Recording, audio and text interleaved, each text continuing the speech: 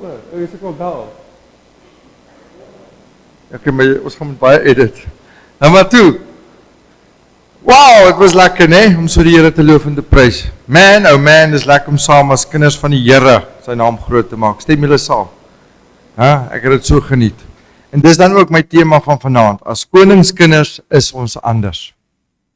Stem julle saam? Julle is 'n maklike crowd. Gewoonlik sal die mense sê nee. En dan moet ek hulle oortuig. Okay, die diens is verby, kom ons gaan. Ja, regtig waar. In Romeine 12 vers 2 lees ons die volgende. Wie weet wat staan in Romeine 12 vers 2? Weet julle? Daar's R50 op die spel. As julle belangstel. Sonder om op julle apps te kyk. Ja, kyk, ons moet die woord van die Here ook ken, né? Sodat ons die Satan kan weerstaan. Daar staan geskrywe: en word nie aan hierdie wêreld gelyk nie, maar verander die manier waarop julle vernuwe julle gemoed. Met ander, wat is ons gemoed? Die manier hoe ons dink en hoe ons voel. Met ander woorde, ons kan kies hoe ons voel en hoe ons dink. Hoekom? Sodat julle kan beproef wat die goeie en welgevalle en volmaakte wil van God is. So dis 'n mond vol, maar wat Paulus, die skrywer van hierdie stuk vir ons probeer sê is, ons moet nie soos die res van die wêreld wees nie. Ons moet kies om vir die Here te lewe. En voor ons kan besluit, wil ons vir die Here lewe, moet ons bietjie dalk gaan stil staan en kyk wat gebeur vandag in die wêreld. Jy sien, as jeug, as jong mense, selfs as volwassenes, hallo, ek sukkel vandag nog. Kom ons op 'n punt waar ons voel ons pas nie lekker in nie. En jy weet, dis half 'n leuen van die duiwel. Ek moet nou saggies of versigtig praat, want hy wil hê ons moet so voel. En nou pas jy nie in nie, en nou kom die wêreld en sê, okay, Dian, as jy nie inpas en jy voel vandag so 'n hondjie, dan mag jy 'n hondjie wees. So ek mag blaf, as ek by die deur instap, en jy moet my op my kop pat, soos jy 'n hondjie sal pat, of jy kan sê, nee, maar ek voel vandag so 'n reënboogie. Julle weet nou waarvan ek praat, hè? Anything goes, jy kan maak wat jy wil. En dis waartoe ons beweeg. En is hartseer. Jy sien want ons sukkel om in te pas. Ons voel soos 'n verkleermannetjie op 'n smartie boksie. Moet ek nou blou, rooi, pink of pers of geel wees?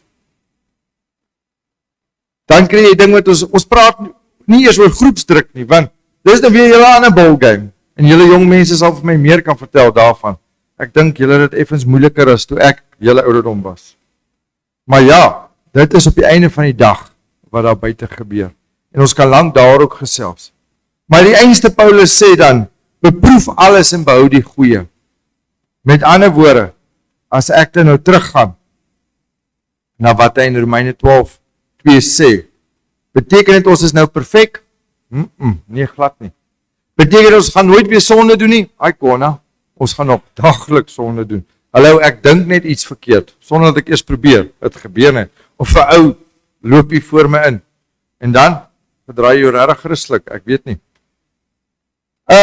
Maar ek het goeie nuus. Ek het goeie nuus wat ek met julle verdeel vanaand. Op die einde van die dag, sê Paulus, ons moet commit om vir die Here te wil leef. Ons moet kies om 'n voorbeeld te stel vir die mense in hierdie lelike wêreld. Jy sien, dis die eerste ding, ons moet commit. Ons moet kan kies. En dan die tweede ding is, en dis die goeie nuus, is deur sy Heilige Gees, sê die Here sal hy ons help. Hy sal ons behoed en bewaar, hy sal ons lei, hy sal vir ons op die regte pad hou. Hoekom? Want in Hebreërs 12 vers 2, wie weet wat staan daar? Okay, so vanaand moet julle 2 verse onthou. Romeine 12:2 en Hebreërs 12:2. In Hebreërs 12:2 staan daar, die Heilige Gees is die volëinder van ons geloof. Met ander woorde, die Here sal vir ons help, waar ons vassak. Hy sal alles vir jou doen. Jy moet net 'n bruikbare wessel wees, 'n kanaal wees, en sê, hier's ek Here, ek kies U, gebruik my. Dit is eintlik eenvoudig. Ek dink ons wil dit baie keer net te veel kompliseer. En daar's 'n paar dinge wat jy kan doen, maar nou kies my sê, ja, okay, die handjie, dis nou pragtig, halleluja, prys die Here, dis nou alles maklik gesê en gedaan, maar hoe doen ek dit fisies? Dit is baie maklik. Hoe leer ek jou beter ken?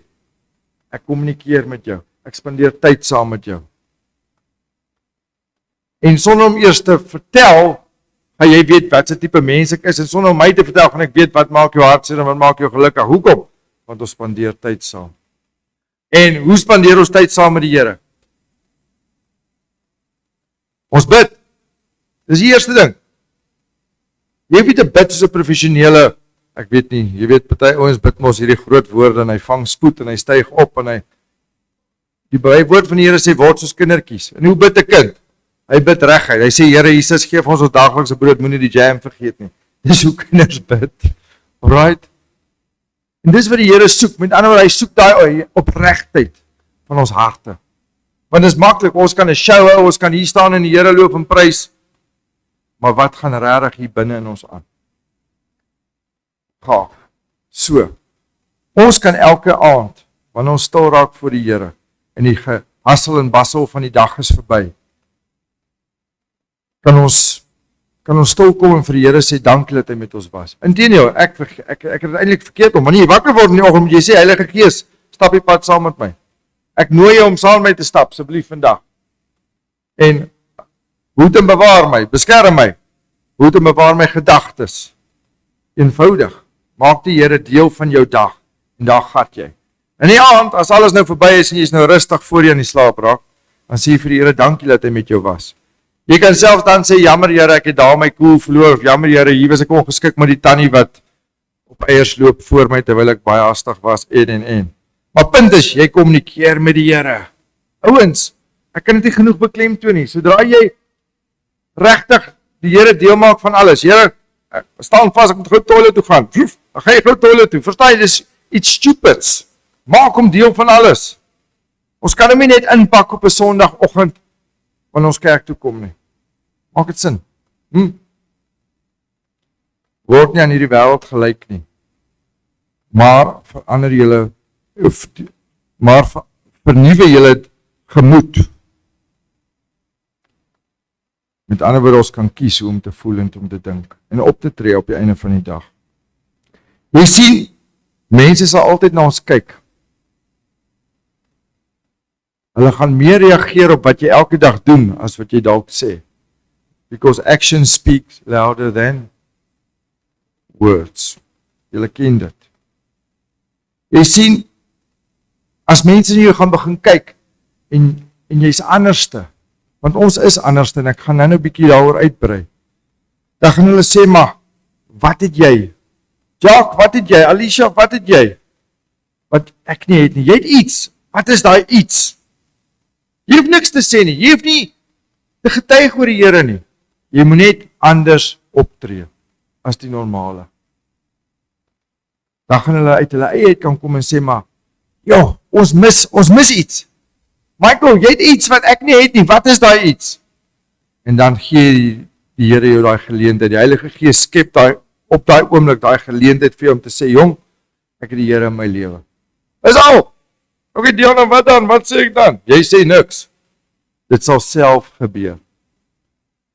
Jy hoef nie fancy woorde te praat nie. Jy moet net jouself wees op die einde van die dag. Die Here sal al die praatwerk vir jou doen. Jy hoef eintlik niks te doen. Jy kan jou pelle saamnooi kerk toe. Jy kan vir hulle bid in die oggend, jy kan vir hulle bid in die aand. Hulle hoef nie eens te weet jy bid vir hulle nie. Want jy plant saadjies. Dis al wat jy doen. En die Heilige Gees is so getrou, want wat sê Hebreërs 12:2? Hy is die volëinder van ons geloof.